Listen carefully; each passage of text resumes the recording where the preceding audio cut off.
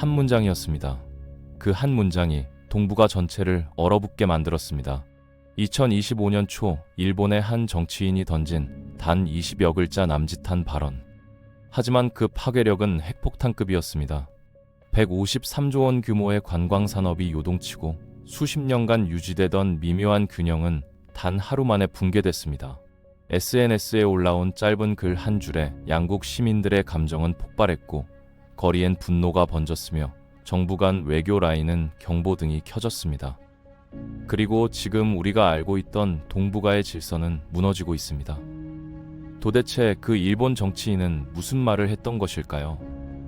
왜 그 한 문장이 일본과 중국을 극단으로 몰아넣었을까요? 그리고 이 갈등은 어디까지 번져나가게 될까요?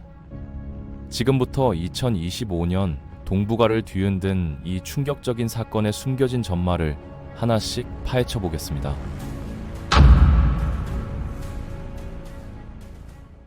일본 국회 예산위원회장에서 다카이치 사내 총리가 입을 열었습니다. 평소와 다름없는 회의 분위기였지만 그가 내뱉은 말은 폭탄 선언이나 다름없었죠. 대만이 위험에 처하면 일본도 존립을 위협받는 상황으로 보겠다는 취지의 발언이었습니다. 이 말은 단순한 우려 표명이 아니었어요.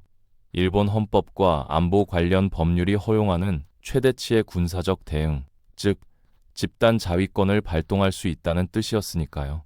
실질적으로 중국이 대만을 공격하는 순간 일본 자위대가 개입할 수 있다는 선포에 가까웠습니다.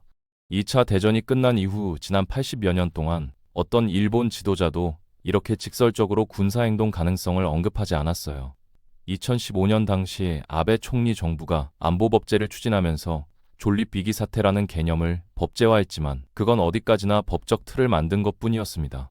실제로 그것을 발동하겠다고 공개석상에서 밝히는 건 차원이 완전히 다른 문제였죠.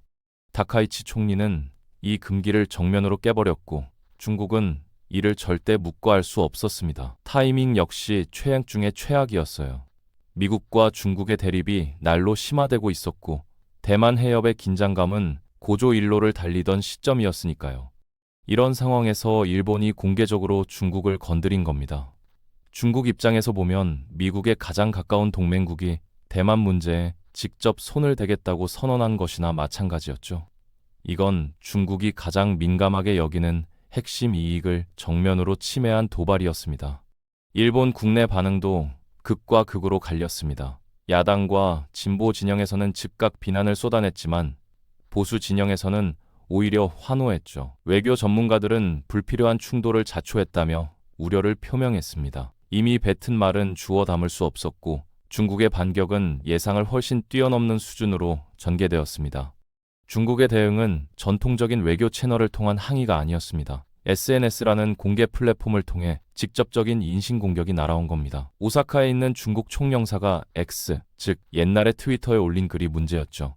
일본어로 작성된 그 문장은 총리의 더러운 목을 베어버리겠다는 내용이었습니다. 이건 단순한 위협을 넘어선 명백한 살해 협박이었어요. 외교관이 주재국의 최고 지도자에게 이런 표현을 쓴다는 건 외교 관례를 완전히 무시한 행위였죠. 일본 언론과 여론은 즉시 들끓었습니다. 게시물은 몇 시간 만에 삭제되었지만 이미 수만 명이 스크린샷을 찍어 퍼뜨린 뒤였어요.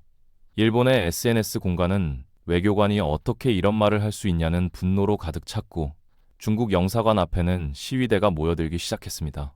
더 놀라운 점은 중국 영사관이 어떤 사과나 해명도 내놓지 않았다는 사실입니다. 게시물만 조용히 지우고 침묵으로 일관했죠. 이런 태도는 일본 국민의 분노를 더욱 증폭시키는 결과를 낳았습니다.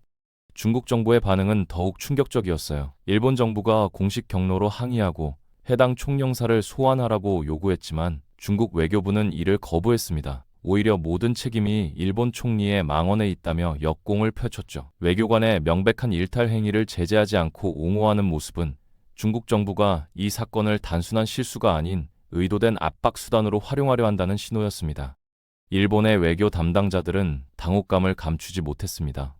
일반적인 외교 절차라면 문제를 일으킨 총영사는 즉시 소환되거나 해임되어야 마땅했거든요. 하지만 중국은 정반대로 움직였습니다. 이는 개인의 일탈이 아니라 중국 정부의 묵인하에 이뤄진 계획된 공격이라는 해라는 해석에 힘이 실렸죠. 양국 관계는 돌이킬 수 없는 방향으로 미끄러지기 시작했습니다. 중국 외교부 대변인은 정례 브리핑에서 총영사의 발언을 정면으로 옹호했습니다. 일본 총리가 먼저 중국의 핵심 이익을 침해했으며 중국 외교관의 반응은 정당한 분노의 표출이라는 주장이었죠. 이건 외교적 수사를 완전히 벗어던진 노골적인 일본 비난이었고 중국이 이번 갈등을 어떤 방향으로 끌고 갈지 명확하게 보여주는 대목이었습니다. 사과는커녕 일본이 모든 잘못을 저질렀다는 공세로 나온 겁니다. 여기서 그치지 않았습니다. 중국 관영 매체와 인민해방군 계열 SNS 계정들이 일본어로 직접 일본 국민을 겨냥한 경고 메시지를 쏟아내기 시작했어요. 불장난을 하지 말라는 경고부터 다시 군국주의의 길을 걷겠냐는 협박까지 각종 메시지들이 일본의 SNS 공간에서 급속도로 확산되었습니다. 일본 국민들은 중국이 자국 정부가 아닌 자신들을 직접 겨냥해 위협한다고 느꼈죠. 외교 채널을 우회해서 국민 감정을 직접 자극하는 중국의 전략은 매우 효과적이었습니다. 이런 대응 방식은 단순한 감정 표출이 아니라 치밀하게 계산된 전략이었던 겁니다. 우선 일본 총리의 발언을 국제사회에 이슈화해서 일본을 도발자로 낙인 찍으려는 의도가 있었고요. 일본 국민을 직접 압박해서 내부 분열을 유도하려는 목적이 있었습니다. 그리고 강경 대응을 통해 중국 국내 여론을 결집시키려는 의도도 있었죠. 특히 경제가 어려운 상황에서 중국 내부의 불만이 높아지고 있었는데 반일 감정은 국민들의 불만을 외부로 돌리는 효과적인 수단이었던 겁니다. 일본 정부는 중국의 다층적인 공세에 제대로 대응하지 못했습니다. 외교적 항의는 무시당했고 국민 여론은 분열했으며 국제사회는 중재에 나서지 않았죠. 중국은 이 외교 전쟁에서 한 발 앞서 나갔고 일본은 방어적 입장으로 내몰렸습니다.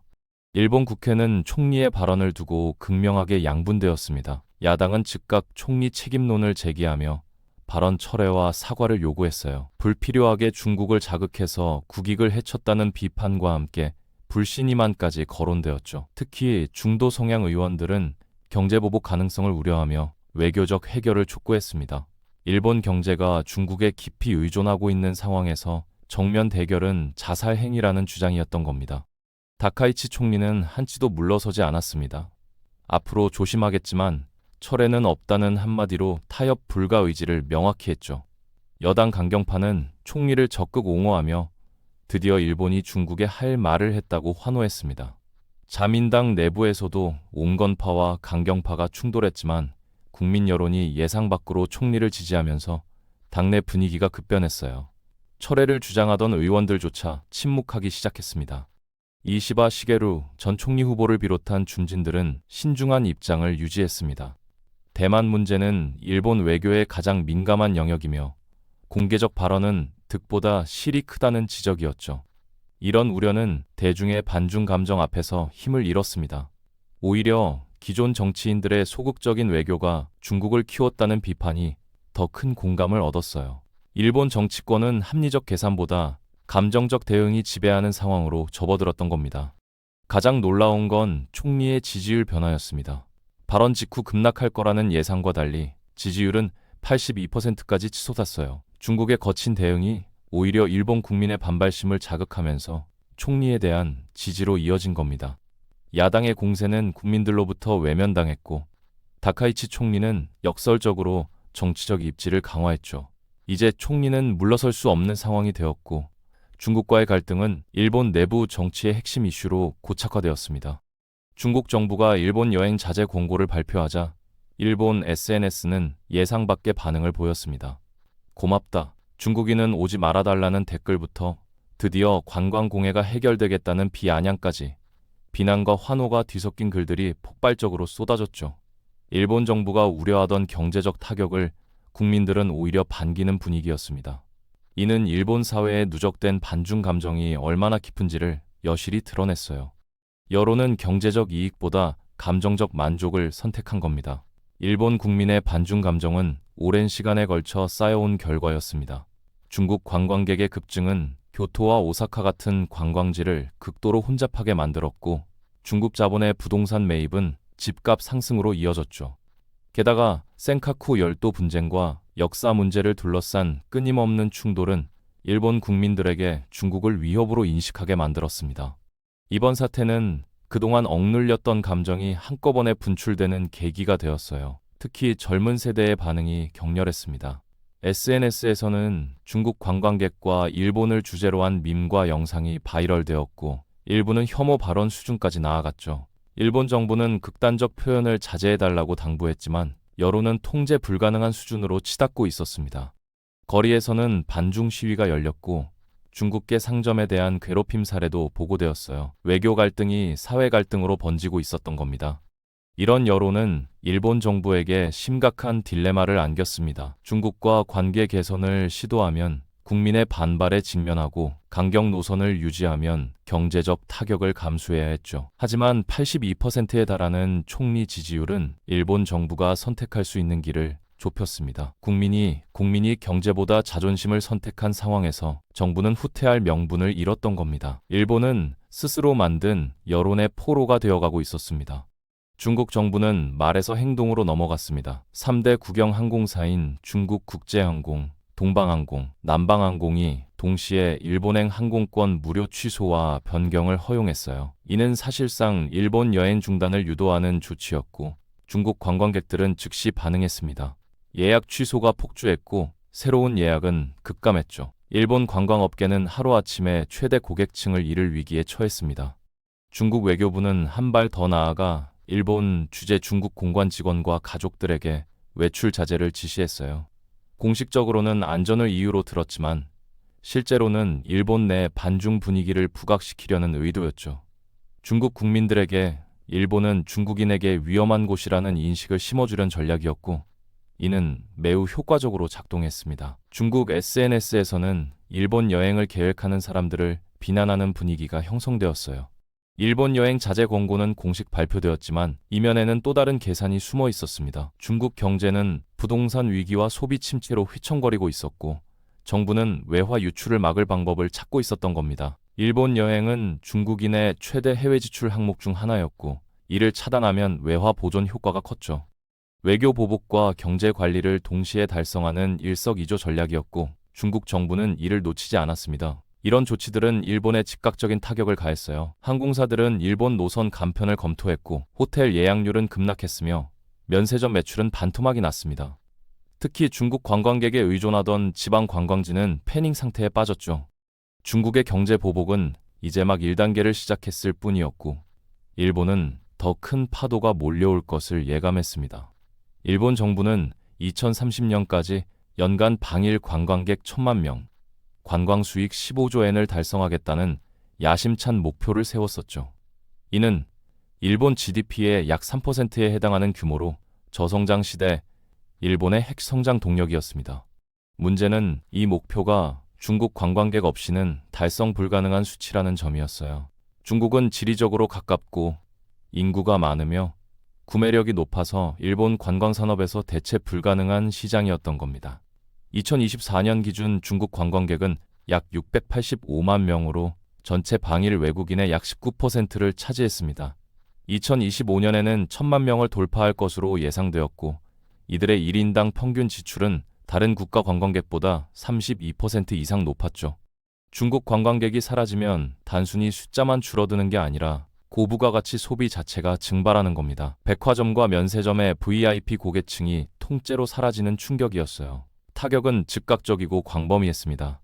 도쿄와 오사카 같은 대도시는 다른 국가 관광객으로 어느 정도 버틸 수 있었지만 홋카이도와 규슈의 온천 지역, 중부지방의 산악 리조트는 중국 관광객 의존도가 48%를 넘었습니다.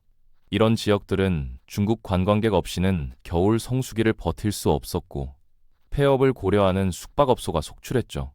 지방 경제의 붕괴는 시간 문제였습니다. 일본 정부는 한국과 동남아시아 관광객 유치로 공백을 메우려 했지만 현실은 녹록지 않았어요. 한국 관광객은 이미 포화 상태였고 동남아시아 관광객은 구매력이 중국의 절반 수준이었습니다. 게다가 엔화 약세가 끝나고 엔고로 전환되면 가격 경쟁력마저 잃게 되는 상황이었죠. 일본은 관광산업의 구조적 위기 앞에 서 있었고 이는 단기간에 해결될 문제가 아니었습니다. 외교 갈등이 경제 위기로 번지는 순간이었어요. 일본 정부는 미국의 지지를 확신했습니다. 미일 동맹의 핵심 파트너로서 대만 문제에서 일본의 입장은 미국과 정확히 일치했기 때문이죠. 하지만 미국의 반응은 예상을 완전히 벗어났습니다. 트럼프 대통령은 이번 갈등에 대해 중국만 문제가 아니라 동맹국들도 미국을 이용한다며 일본을 암묵적으로 비판했어요. 미국이 중일 갈등에 개입할 의사가 없음을 분명히 한 겁니다. 미국의 이런 태도는 일본에게 큰 충격이었습니다. 바이든 행정부였다면 즉각 일본을 옹호했겠지만 트럼프 재집권 이후 미국 외교는 거래적으로 변했던 겁니다. 트럼프는 동맹국이 미국의 군사력에 무임승차한다고 수년간 불만을 표출해왔고, 일본이 스스로 중국과 충돌한 이번 사안에는 개입할 명분도 의지도 없다고 판단한 거죠. 미국은 방관자람기로 선택했습니다. 일본 외교 관계자들은 당혹감을 감추지 못했습니다. 대만 문제는 일본만의 이슈가 아니라 미일 동맹의 핵심 의제였기 때문이에요. 미국이 빠진 상황에서 일본은 홀로 중국과 맞서야 했고, 이는 애초에 불가능한 싸움이었습니다. 경제 규모, 외교적 영향력, 군사력 모든 면에서 중국이 압도적으로 우위였죠. 일본은 동맹의 백업 없이 고립되는 최악의 시나리오를 마주했습니다. 미국의 침묵은 중국에게는 기회였어요. 미국이 개입하지 않는다는 신호는 중국이 일본에 더 강한 압박을 가할 수 있다는 의미였으니까요. 중국 외교부는 즉각 이는 중일 양자 문제이며 제3국의 개입은 불필요하다며 미국을 견제했습니다. 일본은 국제사회의 지지를 얻는 데 실패했고 양자 대결 구도에 갇혔죠. 외교 전쟁에서 일본은 점점 불리한 위치로 밀려나고 있었습니다. 2025년 초반 중일 갈등은 누구도 예상하지 못한 치킨 게임으로 변질되었습니다. 일본 다카이치 총리는 발언을 철회할 수 없습니다. 철회하는 순간 82%에 달하는 지지율은 붕괴할 것이고, 강경 보수 지지층은 등을 돌릴 것이며, 무엇보다 대만과 안보 정책에 대한 일본의 신뢰성 자체가 무너질 테니까요. 총리는 스스로 만든 함정에 갇혔고, 후퇴는 곧 정치적 자살을 의미했습니다. 중국 역시 먼저 양보할 의사가 전혀 없습니다. 일본에 굴복하는 모습을 보이면 대만 문제에 대한 중국의 입장이 약화되고 국내 민족주의 여론이 반발할 테니까요. 게다가 경기 침체로 불만이 높아진 상황에서 반일 감정은 정부에 대한 불만을 외부로 돌리는 효과적인 도구였던 겁니다. 중국은 일본의 경제 압박을 가하며 장기전을 준비하고 있고, 시간이 지날수록 일본의 고통은 커질 전망입니다. 현재 갈등은 더 이상 외교 문제도 군사적 충돌 가능성도 아닙니다. 그 불씨는 이미 여론, 경제, 그리고 일상 속 깊숙이 번져버렸습니다. 양국 국민들은 극단적으로 갈라졌고 혐오는 일상이 되었으며, 일본을 떠난 중국 관광객의 빈자리는 일본 지방 경제를 순식간에 붕괴 직전까지 몰아넣었습니다. 기업들은 투자 계획을 접고 공급망은 흔들리기 시작했죠. 지금 벌어지고 있는 건 단순한 외교 갈등이 아닙니다. 경제 디커플링이라는 최악의 시나리오가 눈앞에서 현실이 되고 있는 것입니다. 그리고 더 무서운 건 이 갈등이 아직 시작에 불과하다는 겁니다. 중국의 2단계 경제 보복은 무엇일지, 일본 기업들은 어떤 결정을 내릴지, 누가 이 충돌의 최대 수혜자가 되고 누가 가장 큰 타격을 입게 될지. 하지만 가장 중요한 질문은 따로 있습니다. 한국은 이 폭풍의 한복판에서 어떤 선택을 해야 할까? 그리고 우리 경제는 어떤 파고를 맞이하게 될까? 이 갈등은 앞으로 동아시아를 오래 깊게 뒤흔들 것입니다. 그리고 그 결과는 지금 이 순간 우리 모두의 삶에도 영향을 미치기 시작했습니다. 이번 충돌의 진짜 승자와 진짜 패자, 그리고 한국은 앞으로 어떤 거대한 변화를 맞닥뜨리게 될까요? 동북아 균열의 시대, 이제부터 진짜 이야기입니다.